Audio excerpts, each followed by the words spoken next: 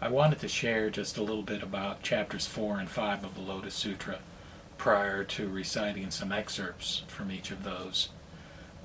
Regarding chapter 4, and here again I'll be utilizing Hurvitz's brief description of each of the chapters in the preface to his translation of the Lotus Sutra.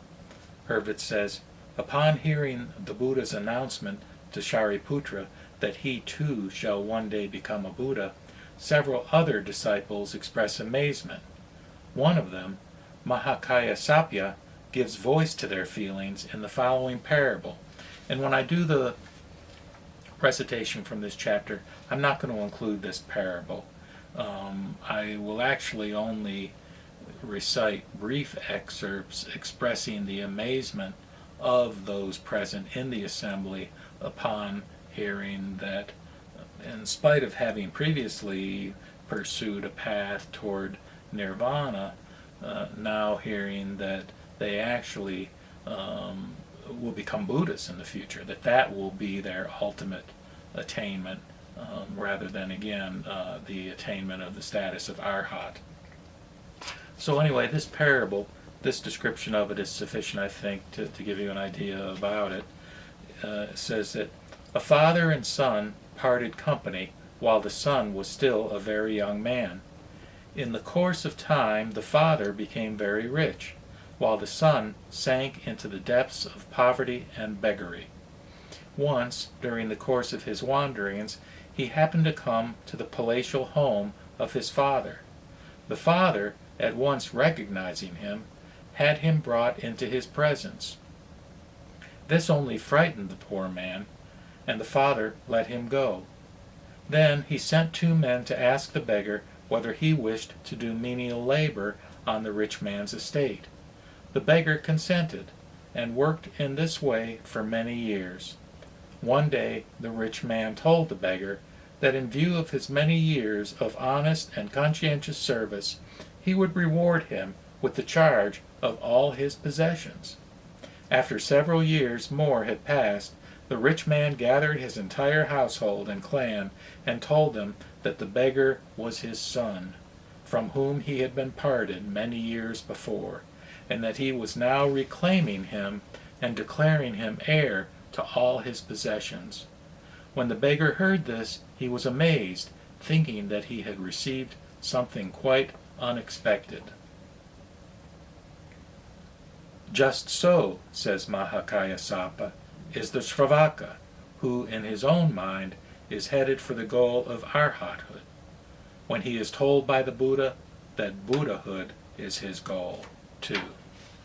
So the notion in more general terms is that each of us has the Buddha nature within. Each of us has the potential to become a Buddha, but because of the various hindrances and cloudiness with regard to our ability to see this truth, we don't view ourselves as having that capability. You can talk about it in psychological terms as low self-esteem,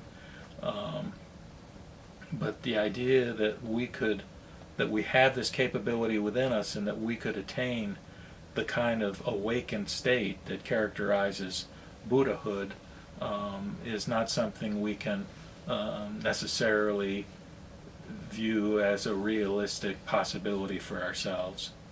So in that context, the Buddha sort of weans us along, if you will, with graded kinds of tasks and attainments and practices until we get to the point where we realize that what the Buddha's ultimate intention is for all beings to pursue the Buddha way, which means treading the Bodhisattva path, which is the path that's touted within the Mahayana sutras as the path to Buddhahood, and concomitantly to the methodology for saving all beings from suffering.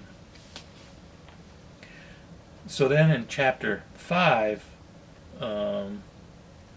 there's a description in a parable which I will read in detail regarding a great cloud that rains the rain of the law on all plants and herbs and trees, and that this water, which is of one type, this rain, really serves to nourish the various forms of plant and tree life, such that each of the plants and shrubs and trees and so forth takes this in and uses it to grow in accordance with its own nature and its own levels of development. So, the way Hurvitz talks about chapter 5 is he says that the Buddha explains further that Buddhahood is the only goal of Buddhism, and that nirvana, if properly understood, is only another name for Buddhahood itself.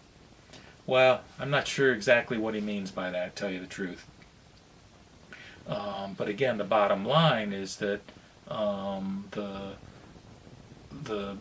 essential message of the parable is that everybody is ultimately drawn to the attainment of Buddhahood.